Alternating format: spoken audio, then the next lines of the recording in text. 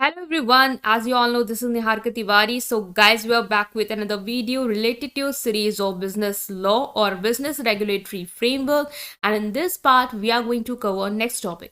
तो इससे पहले वाले पार्ट्स अगर आपने नहीं देखे हैं तो प्लीज चैनल के प्लेलिस्ट में जाकर उसे जरूर चेकआउट करेंगे। आज हम नेक्स्ट टॉपिक के साथ मूव ऑन करने वाले हैं। टेलीग्राम इंस्टाग्राम में ज्वाइन कर सकते हैं। टेलीग्राम ग्रुप है कॉमर्स ग्रुप SWND, ताकि आप इन सारे नोट्स को वहां से डाउनलोड कर पाएं। So without any further delay, let's start this video. So now guys, in this video we are going to discuss this topic, that is duties and rights of bailey. इससे पहले हमने baler की क्या duties हैं, क्या rights हैं, उन्हें cover up किया है। आज हम बेली जो होता है उसकी क्या राइट्स हैं, उसकी क्या ड्यूटीज हैं, उसको डिस्कस करेंगे। ठीक है, इस टॉपिक को काफ़ी डिटेल में डिस्कस कर चुके हैं। पूरे सीरीज को फॉलो करिए ताकि आप सिलेबस को वन बाय वन एक एक टॉपिक के साथ कवर कर पाएँ।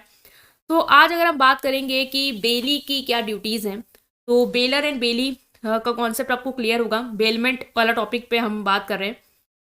तो जो बेली है, ठीक है, जिसने गुड्स की आपकी कस्टडी ली हुई है, उसका पोजीशन उसके पास है, ठीक है, उसकी क्या क्या ड्यूटीज होंगी वो हम डिस्कस करने वाले हैं। पहला है take reasonable care of goods. ठीक है, तो इसमें क्या है कि जो बेली है उसकी ये ड्यूटी है कि उसको जो भी गुड्स, उसको जो गुड्स उसने बेलमेंट में रिसीव हुए हैं, लाइक उसको जो उस गुड्स की केयर करने के लिए, ठीक है, जिस पर्पस के लिए वो गुड्स दिए हैं, उसमें क्या करना है, उसको रीजनेबल केयर जो है गुड्स की करनी है।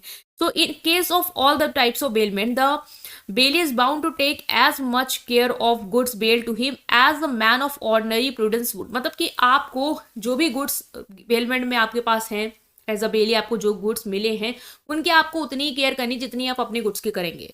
ठीक है, अंडर सिमिलर सर्कमस्टांसेस में जिस तरीके से आप अपने गुड्स को केयर करेंगे, केयर आउट करेंगे, उसी तरीके से आपको दूसरे के जो गुड्स जिसने आपको दिए हैं उसको केयर करनी होगी। ठीक है, तो take his own goods of same bulk quantity and value as the good bails. ठीक है, तो जैसे आपके भी उतने ही क्वांटिटी के गुड होते हैं, उन्हीं उतने ही भारी गुड्स होते हैं, उतनी ही वैल्यू के गुड्स होते हैं। तो जैसे मान लो किसी ने आपको अपने पास रखने के लिए कुछ बहुत ही एक्सपेंसिव आर्ट वर्क दिया है, ठीक है, तो उस भारी भी है और बल्कि भी है और काफ़ी ज़्यादा एक्सपेंसिव है। ठीक है, तो उसकी आपको उतनी ही केयर वैसे ही करनी जितनी आप अपनी, अगर आपकी वो आर्ट वर्क होती उसकी करते।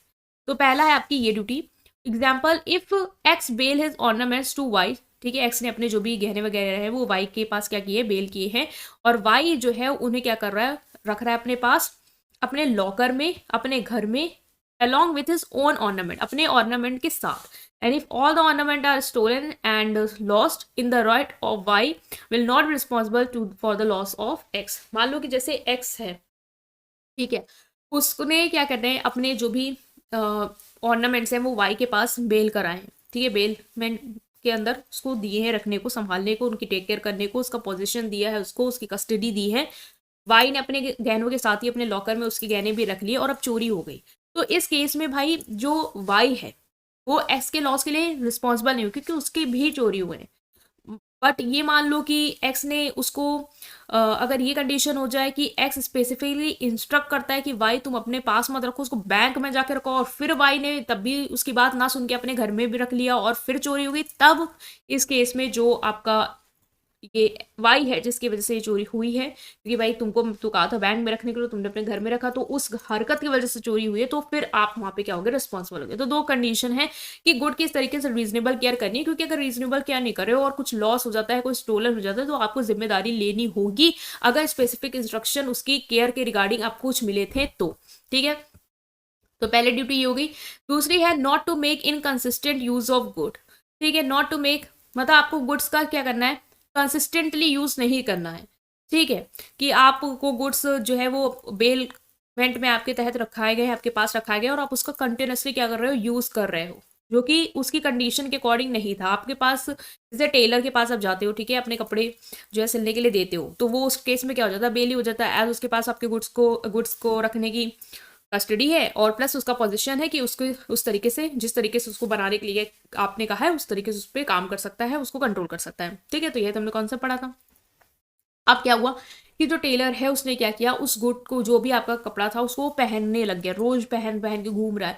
तो ये नहीं करना है आपको। ऐसा बेली अगर आपको मैंने कहा है आप पहन पहन के घूमो तो आप कर सकते हो, अदरवाइज नहीं। तो ये आपकी ड्यूटी है कि आप ऐसे तरीके से नहीं करोगे, आप उसका यूज कंटिन्यूसली नहीं करोगे। As per section 154 if the bailee make use any use of good bail which is not according to the condition of the bailment, भाई कंडीशन बेलमेंट के अकॉर्डिंग नहीं है, फिर भी आप उसको उस तरीके से यूज कर रहे हो, तब आपको क्या करना होगा, कंपनसेशन देना होगा बेलर को, अगर उसके वजह से कोई डैमेज आया है तो। ठीक है, जैसे टेलर है, उसको मैंने अपना कपड़े बनाने के लिए दिए थे, लेकिन वो उसको पहन पहन के घूम रहा है, तो अब मान लो मेरा कपड़ा जो है फट गया, तो उसके लिए उसको क्या करना होगा, मुझे कंपनसेशन देना होगा जो भी डैमेज आया है उस वजह से।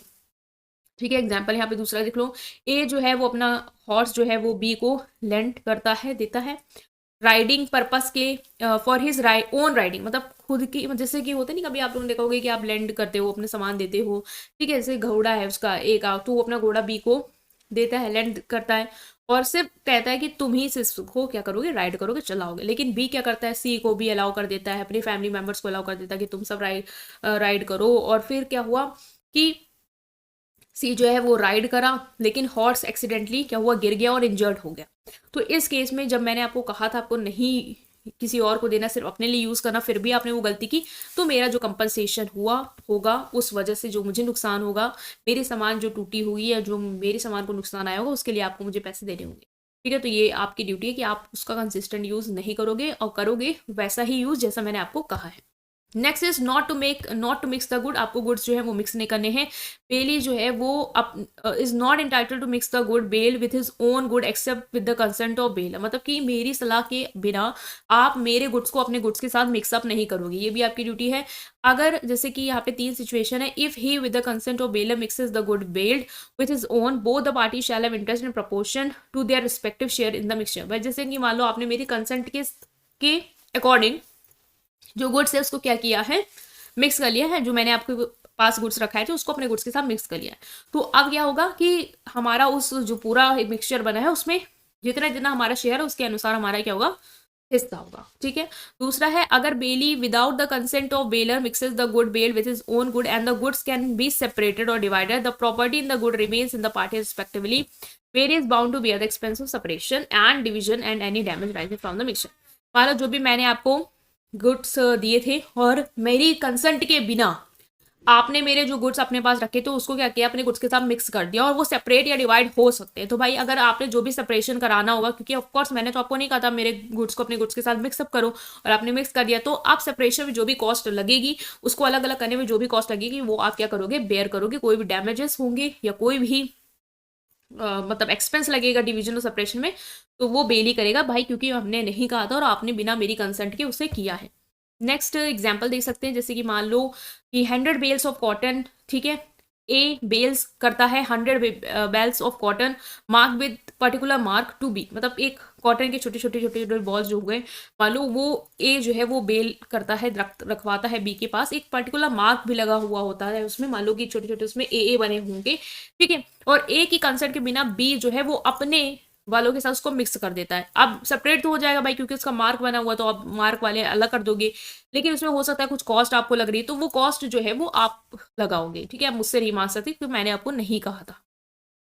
if the bailey without the consent of bailor mixes the good of the bailor with his own good in such a manner that is impossible, अब देखो वहां पे तो था कि हाँ आपने मेरे बिना कंसर्न के कर दिया और वो पॉसिबल था सेपरेट होना, तो भाई जो खर्चा है आपने उठा लिया। ठीक है, मुझसे नहीं मांगो क्योंकि मैंने नहीं कहा था, आपने मुझसे नहीं पूछा।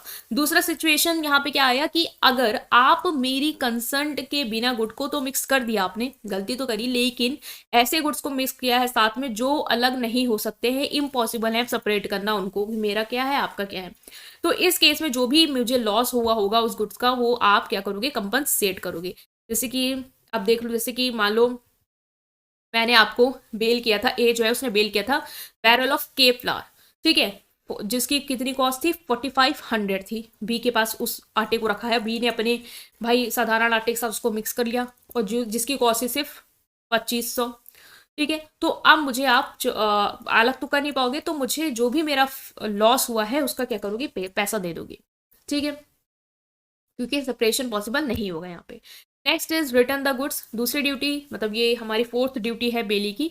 तो ये ड्यूटी है कि आपको गुड्स जो है वो रिटर्न करने, मतलब जो भी बेलर ने आपके पास गुड्स रखवाए हैं, बेल किए हैं, तो ऐसा नहीं है कि आपने उसको अपने पास ही रख लिया और आप जब वो मांग रहे हो और आप उसको नहीं रिटर्न कर रहे हो, वो नहीं होना चाहिए। ये ड्यूटी नहीं, ये ड्यूटी आपको पूरी करनी है कि गुड्स जो है वो रिटर्न करने हैं, ठीक है। It is the duty of bailee to return और deliver according to the bailor's direction. जो बेलर्स का डायरेक्शन उसके अकॉर्डिंग आपको उसको रिटर्न करने। क्या उसने कहा मुझे मेरे गुड्स जो है वहाँ डिलीवर करा देना, तो आपको डिलीवर कराने हैं। The goods bailed without as soon as the time for which they were bailed expired or the purpose for which they are bailed has been accomplished। भाई जैसे जिस समय के लिए मैंने आपको दिए थे या जिस पर्पस के लिए आपको दिए थे वो पूरा हो गया है, तो अब आपको गुड्स क्या करना है, रिटर्न करना है। यही सिंपल ड्यूटी होती है बेली की, ठीक है। वो मना नहीं कर सकता है, डिफॉल्ट नहीं कर सकता है कि मैं गुड्स जो है वो नहीं दूंगा। आप रिस्पॉन्सिबल होंगे अगर आप टाइम पे नहीं डिलीवर करते हैं, रिटर्न करते हैं, तब आप कोई भी जो भी नुकसान हो रहा है उस वजह से बेलर का, वो सब के लिए आप क्या होंगे, रिस्पॉन्सिबल होंगे। फिर अगर आप टाइम पे डिलीवर नहीं कर रहे हैं तो ठीक है। तो पहला तो टाइम पे डिलीवर करना, और टाइम पे डिलीवर नहीं कर पा रहे हैं, कोई दिक्कत है आपके साथ, तो उस दौरान जो भी बेलर को नुकसान हुआ होगा वो आपको क्या करना है, कंपनसेट करना है, ठीक है। जैसे एक्स है, उसने वाई को बुक्स डिलीवर करी और वाई ने जो है वो प्रॉमिस किया था कि वो बुक्स को रीजनेबल टाइम के अंदर ही अंदर क्या कर देगा, रिटर्न कर देगा। एक्स ने कहा उसको कि बुक्स अब रिटर्न कर दो। वाई जो है वो रिटर्न नहीं कर पाया रीजनेबल टाइम ओवर हो जाने के बाद भी। तो इस केस में बाद में क्या हुआ कि बुक्स जो है वो जल गई एक्सीडेंटल फायर में, जो वाई के घर में लग गई। और इस वजह से क्या हुआ, भाई एक्स जिसने तो टाइमली दिया था, एक टाइम के लिए दिया था, वो मांग भी रहा था, आपने दिया भी नहीं, अब फेल हो गए और बुक्स में भी आग लगी। तो अब वो जो नुकसान हुआ है एक्स का उस वजह से कि उसकी बुक्स तो जल गई, तो वो आपको क्या करना होगा, पे करना होगा, वो उसके लिए आप रिस्पॉन्सिबल, ठीक है। इसलिए ड्यूटी है आपकी कि गुड्स को आप रिटर्न करो, और नहीं करे हो, कोई नुकसान है तो उसको पे करो। Written an accretion from the goods. In the absence of any contract to the contrary, the bailee is bound to deliver to the bailor or according to his direction any increase of profit which may have accrued from the goods paid। जो भी goods आपके पास baler ने रखवाए हैं, उस मान लो कि कोई contract नहीं है आपका बीच में कि आपको देना है उसको जो भी प्रॉफिट वगैरह है, लेकिन फिर भी आप नहीं करा इस तरीके का रिटर्न कॉन्ट्रैक्ट, देन टू आप बाउंड है कि आप बेलर को उसके डायरेक्शन के अकॉर्डिंग जो भी उसका प्रॉफिट या इंक्रीज हुआ है, जो भी उसके गुड्स जो उसने बेल किए, उस मान लो जो गुड्स उसने बेल किए उसके थ्रू आपको कुछ प्रॉफिट हुआ या उसका कुछ इंक्रीमेंट हुआ उस गुड्स में, तो वो आपको ऐसा नहीं कि वो आप कह दो कि नहीं वो मैं क्यों दूँ, वो आपको देना होगा, वो आपको रिटर्न करना होगा। बेलर ने आपको पहले से अगर इन सब चीज़ों के बारे में बोल रखा है, कॉन्ट्रैक्ट भले ना हो, उसका रिटर्न रिकॉर्ड ना हो, बट देन टू, ठीक है। जैसे मान लो ए ने अपनी गाय जो है वो आपके पास रखवा दी और गाय ने जो है वो बर्थ दे दिया काफ को, तो अब जो बी है जिसके पास है वो ये नहीं कर सकता तुमने तो सिर्फ गाय दी थी, मैं गाय दूंगा बछड़ा क्यों दूंगा, वो नहीं है, आपको वो भी देना पड़ेगा, ठीक है, गाय के साथ। तो जो भी एक इंक्रीमेंट आया है उसमें गुड्स में, वो भी आपको रिटर्न करना होता है, ठीक है। Not to set up adverse title, bailee must not set up adverse title to that of the bailor, he must hold the good on the behalf and for the bailor he can not deny the title of the bailor. मतलब ये नहीं कि आप owner बन जाओ, goods आपके पास था तो आप बाद में कहने लग जाओ कि ये जो गुड्स हैं वो मेरे हैं, आप अपना टाइटल जोड़ने लग जाओ, वो भी नहीं होना चाहिए। Not to set up adverse title मतलब यही है कि आप जो गुड्स हैं वो बेलर के बिहाफ पे अपने पास होल्ड कर रहे हो, आप डिनाई नहीं कर सकते हो बाद में कि बेलर जो है वो उसके गुड्स नहीं है, उसका टाइटल आप नहीं मना कर सकते हो, वो उसका ही है, आपको उसको रिटर्न करना है, अपना आप नहीं कह सकते उस चीज़ को, ठीक है। तो ये सब ड्यूटीज थी। नेक्स्ट आते हैं क्या क्या राइट्स होंगे बेली के पास। पहला है कि rights of bailee are as follows. तो पहला है right to claim compensation in case of faulty good. जो बेलर्स की ड्यूटीज थी, बेलर की ड्यूटी, ठीक है, जो गुड्स आपके पास रखवा रहा था उसकी जो ड्यूटीज है उसको ही आपको कन्वर्ट करके राइट में लिख देना, अगर ठीक है, वही होगा जो बेलर की ड्यूटी होगी, वही बेली के क्या होंगे, हक होंगे, राइट्स होंगे। पहला है right to claim compensation case of faulty goods. अगर गुड्स फॉल्टी है, मतलब जो भी आपके पास बेलर ने गुड्स रखवाए हैं अपने आपके पास जो बेलर ने अपने गुड्स रखवाए हैं वो फॉल्टी हैं, ठीक है, उसमें कुछ डिफेक्ट्स है, फॉल्ट है, जिसकी वजह से आपको नुकसान हुआ, तो आप उसका कंपनसेशन क्लेम कर सकते हैं उससे, ठीक है। Right to claim extraordinary expenses, मतलब कि जो भी आपके पास गुड्स रखवाए हैं बेली ने, जो भी आपको गुड्स दिए हैं, लेंड किए हैं या दिए हैं, ठीक है, तो उसमें आपने कोई खर्चा किया है जो ऑर्डनरी एक्सपेंस नहीं है। मान लो आपने कार जो है वो ए से लेंड की है, ठीक है, और गुड़गांव से नोएडा जाने के लिए, ये हमने कुछ एग्जांपल लिया था, मान लो लखनऊ से नोएडा जाने के लिए आपने कार जो है वो ए से लेंड की है, कार में पेट्रोल डालना, टोल टैक्स लगाना, ये ऑर्डनरी एक्सपेंस, साधारण एक्सपेंस आप पे करोगे। बट एक्स्ट्रा ऑर्डनरी एक्सपेंस के कार में आगे जाकर इंजन खराब हो गया, तो वो आपको भी नहीं पता था, उसको भी नहीं पता था, वो extra ordinary expense out of sudden हो गया, तो उसके लिए आप क्या कर सकते हो, क्लेम मांग सकते हो, पैसा मांग सकते हो, आपने बनवा दिया, बाद में आप उससे पैसा मांग सकते हो कि अपना ये जो भी है एक्सपेंस वो आप दीजिए, वो देगा, तो ये आपके पास राइट है। Right of indemnification in case of gratuitous bailment. Gratuitous bailment क्या है कि इसमें आपको कोई फायदा नहीं है, आपने किसी पर्पस के लिए अपने फायदे के लिए गुड्स को अपने पास नहीं रखवाए हैं, वो बेलर का उसमें ज्यादा फायदा है। ठीक है, तो उस केस में आपको क्या है, कोई भी कंपनसेशन है, मान लो जो गुड्स आपके पास रखवा दिए उसने और कल को उस गुड्स के में कुछ डिफेक्ट हो गया, कुछ नुकसान हो गया जो आपने मतलब पूरा किया, ठीक है, तो आप उससे क्या कर सकते हो, अपना कंपनसेशन मांग सकते हो उस चीज का, वो आपको पेमेंट जो है वो उसकी करेगा। राइट ऑफ इंडेमनिफिकेशन केस और डिफेक्टिव टाइटल। डिफेक्टिव टाइटल वही है कि मान लो कि जो गुड्स जिसने आपको दिए हैं, बेलर जो था उसने जिसने आपके पास गुड्स रखवाए हैं, कल को वो पता चलता है आपको कि वो रियल ओनर नहीं था उस चीज का, वो डिफेक्टिव टाइटल है, ठीक है, जो उसका टाइटल डिफेक्टिव है वो रियल ओनर नहीं है, और उसकी वजह से क्या हुआ, आपको काफी लॉस हो गया कोई, ठीक है, गुड्स को आपने एक्सपेंस वगैरह आपने करवाए, ठीक है, आपके पास जो गुड्स रखे थे उसमें आपने थोड़ा सा मेंटेनेंस करवा दी, आपको लगा भाई जो है ओनर जिसने मेरे पास रखवाया उससे पैसे ले लूंगा, बाद में तो चलता वो ओनर ही नहीं था, डिफेक्टिव टाइटल था, तो उस केस में जो भी कंपनसेशन है वो आप रिसीव कर सकते हो, उसका आप क्लेम कर सकते हो कोर्ट जाके। ठीक है, next is right to deliver the good to any one of the joint bailors. जैसे कि मान लो कि बहुत सारे जॉइंट बेलर्स हैं जिन्होंने साथ में कोई चीज आपके पास रखवाई है गिरवी, और वो 3-4 लोग हैं, उनकी वो एक चीज है, वो आपके पास है, तो आप किसी एक को भी क्या कर सकते हो, रिटर्न कर सकते हो, डिलीवर कर सकते हो, ऐसा नहीं है आपको सबको एक एक करके देना है। ठीक है, next is right to deliver the goods to the bail in good faith. Rights to deliver the good to the bail and the good faith मतलब कि जिसने आपको जो चीज बेलमेंट के समय जिसने आपके पास चीज रखवाई, आपको उसको ही जाके क्या करना है, गुड्स को डिलीवर करना है। ऐसा नहीं कि कल को कोई और आ गया, मान लो आपके नेबर ने आपको कार दी थी रखने के लिए, रिपेयर करने के लिए, तो आपको उस अपने नेबर को ही देनी है, कल को कोई और आके क्लेम करने लग गया तो आप उसको नहीं दोगे।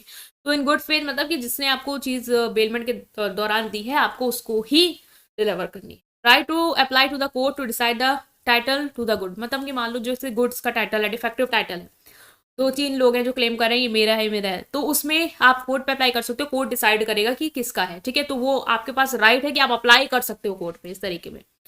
Right to claim damages in case of bailor refusal to receive back the good by bailor है जिसने आपके पास गुड्स रखवाए, वो रिफ्यूज कर रहा है कि मैं गुड्स नहीं लूंगा, और उसकी वजह से मान लो जैसे गुड्स है आपके पास जो रखवाए थे, कार रखवाई थी आपने, कार को रिपेयर किया, उसमें आपने मेंटेनेंस कर दी, ठीक है, आपने कार्स को लैंड किया था मान लो जाने के लिए, ट्रैवल करने के लिए, और आपने उसमें मेंटेनेंस कराई, और फिर बाद में वो जो पर्सन है वो मना कर रहा है कि नहीं मैं ये नहीं ले सकता, और आपको लग रहा है कि मेरा बहुत नुकसान हो गया उस वजह से, तो आप उसको क्लेम कर सकते हो। Right of lean for payment of services, आपने कोई सर्विसेज की हैं तो आपके पास लीन का राइट है, जैसे कि आप रिपेयर सर्विसेज आपने दी है, ठीक है, कार को रिपेयर कराने के लिए कोई आपके पास अपनी कार बेल करके गया है, और आपने अपना पूरा उसका सर्विस वर्विस दे दिया, रिपेयर कर दिया है, और पेमेंट वो नहीं दे रहा है, तो आप उस कार को अपने पास रख सकते हैं, वो राइट ऑफ लीन आपको मिलेगा। ठीक है, जब तक पेमेंट नहीं मिल जाएगी तब तक अपने पास आप वो कार को रख सकते हो, जब वो आपको कार का रिपेयर का पेमेंट देगा तब आप उसको वापस करोगे, तो ये भी राइट है आपके पास।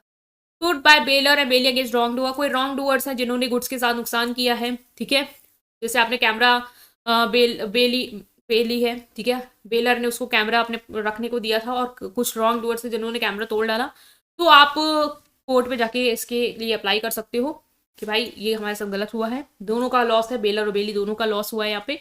नेक्स्ट इज अपॉर्चमेंट ऑफ रिलीफ और कंपनसेशन ऑब्टेन बाय ससूट। अब मान लो अब रॉन्ग डूअर्स के अगेन जब आप जाते हो कोर्ट में फाइल कराने की, कैमरा जो है वो उन्होंने हमें दिया था और हमने रखा, और किसी थर्ड पार्टी ने आके उसको तोड़ डाला है जिसकी वजह से हम दोनों का नुकसान हुआ है, तो इस केस में मान लो कोर्ट ने आपको कंपनसेशन दिया, तो फिर आपको एक दूसरे में जिसका जितना हिस्सा था उसको क्या करना है, बांट लेना है।